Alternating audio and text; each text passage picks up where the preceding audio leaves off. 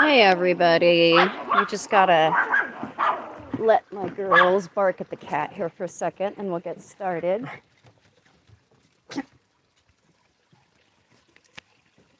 Just give you a second here to join me. It takes about a minute to even get the notification that there is a live going on. Shh, girls. You know, you would think they would get used to cats, but they weren't raised with them. So today, the 21st of September, astrology weather forecast. Few things going on today. We actually have a few major aspects to talk about. It's a busy day. First thing, we have the sun coming into a trine to Pluto. The moon is still in Taurus, so we have that essential stability. It's not making any major aspects that we're going to talk about today. It's the sun in this trine to Pluto. It's coming in today. It's becoming stronger tomorrow.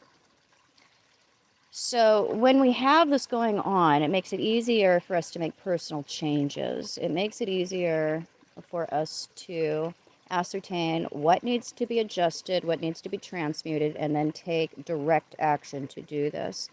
This is a very good trine because change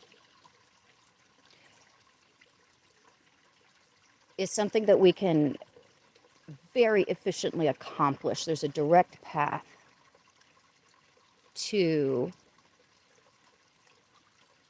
the end of a goal without wasting energy. So Sun-Pluto aspects are very interesting because these can be the easy aspects. It can bring us moments of extraordinary clarity that comes from facing facts about ourselves. What do we really look like? We hide from ourselves with hard aspects from Sun to Pluto. We hide. We lie to ourselves with hard aspects from Sun to Pluto because there's such a need to protect the ego from change.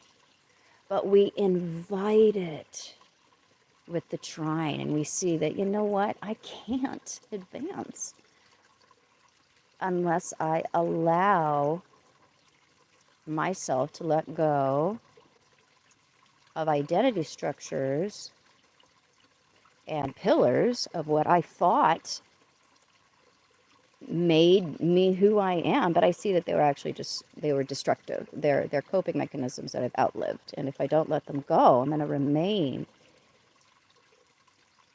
in this death grip of the past.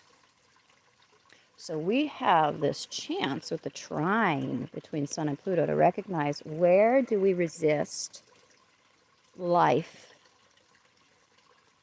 Because we say no to life with hard aspects between Sun and Pluto. But when we have these days, when we invite the truth and we decide to act on it, because we're going to stop bullshitting ourselves, finally, finally, we're done lying to ourselves.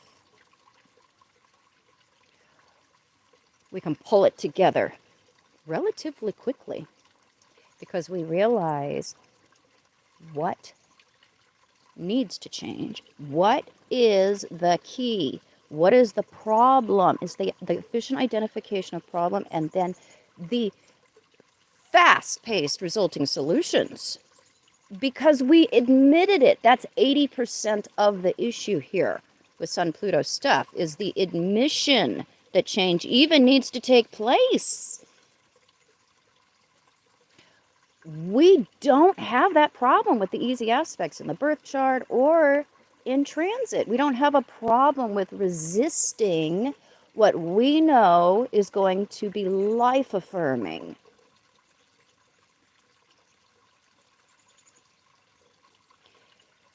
So the other thing we got going on is an in conjunction between Venus and Neptune. We had this the 27th and 28th of August, and then we had the opposition between, let me look.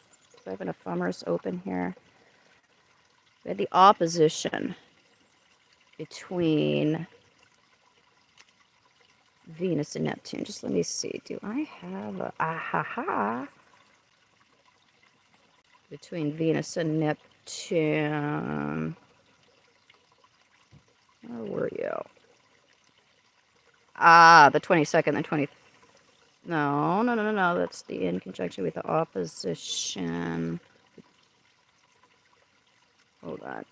I need stronger glasses. Ah, the 8th and the 9th of September. So we had this romantic delusion come over us when we had the in conjunction, or sometimes we saw through it. Depends on where you were at and what was going on with you. I had clarity myself, the 27th and the 28th, massive clarity regarding the nature of love, spiritual connection, what I really want in life, my values, what I will accept, my worth.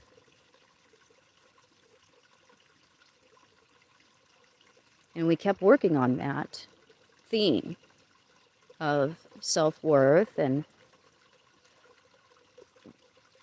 what are we going to compromise so we can have the kind of spiritual connection or romantic connection, or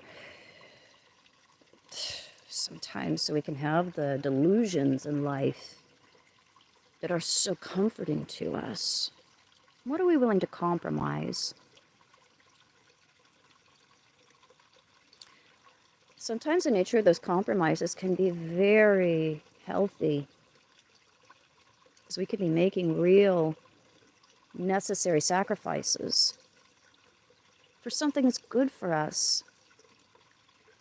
And sometimes the nature of that compromise that we make with those hard aspects between Venus and Neptune is wholly toxic, because we're just choosing what fulfills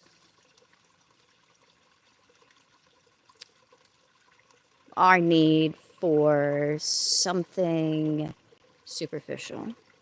But we tell ourselves that it's deep, that it's spiritual, that it's real. But it's actually in service to our ego. It's not in service to the Creator at all. It's not in service to compassion at all. It's in service to denial. So we look at denial today strongly when it comes to our values, our self-esteem, our romantic choices, our relationships, our friendships. What are you willing to compromise?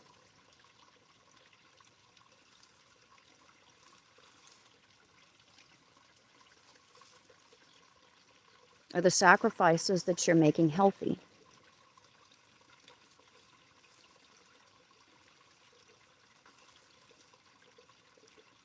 Sometimes they are. They're necessary. Sometimes they're ridiculous and unexamined.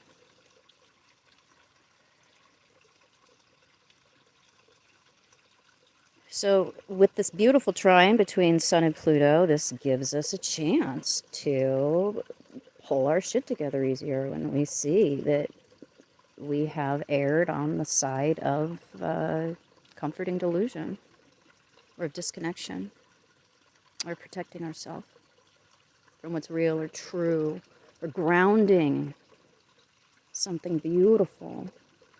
See, we had that, we have these peaks here when it comes to Venus Neptune aspects. These peaks of dissatisfaction, or of disappointment. And if we acknowledge reality,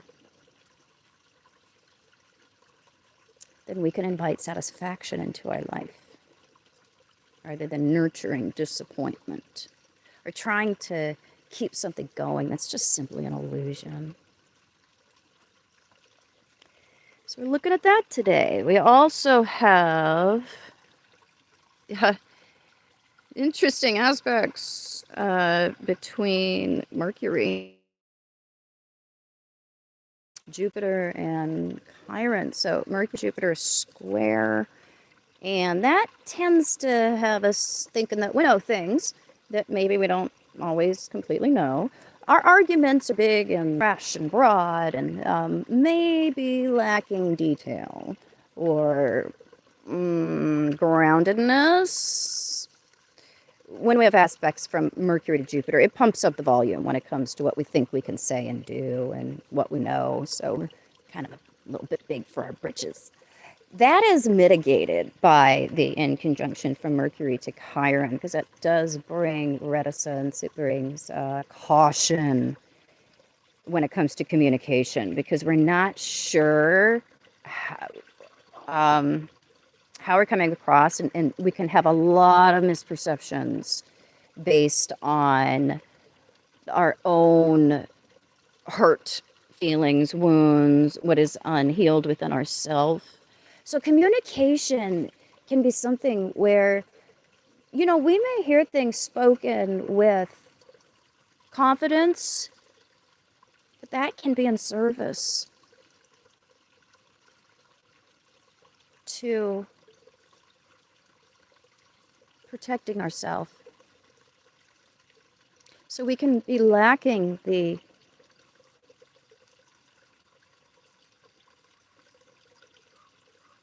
vulnerability that needs to be there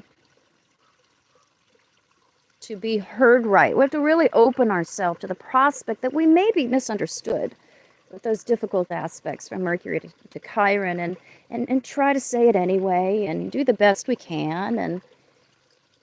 And there is some amount of confidence that can be attached to that.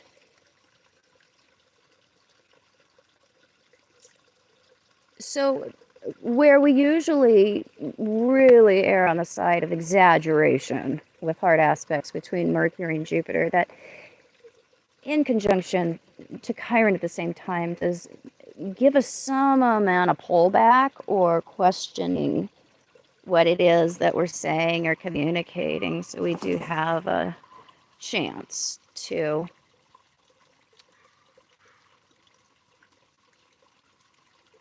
package some humility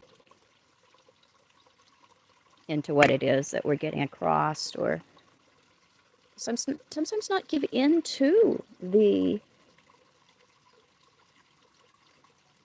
assumption that we will be misunderstood or humiliated, because we do have a little bit of wind in our sails here. It depends on how you combine these things and who you already are and your level of confidence and what you got going on, how it is that you're going to personally use this combination here of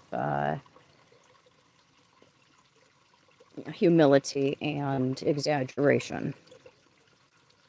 But if we balance it correctly, we can get the best out of it. So I'll leave you with that.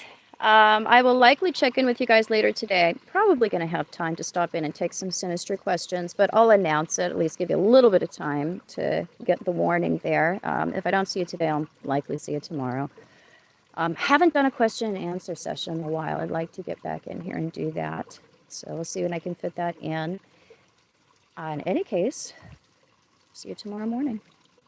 Bye.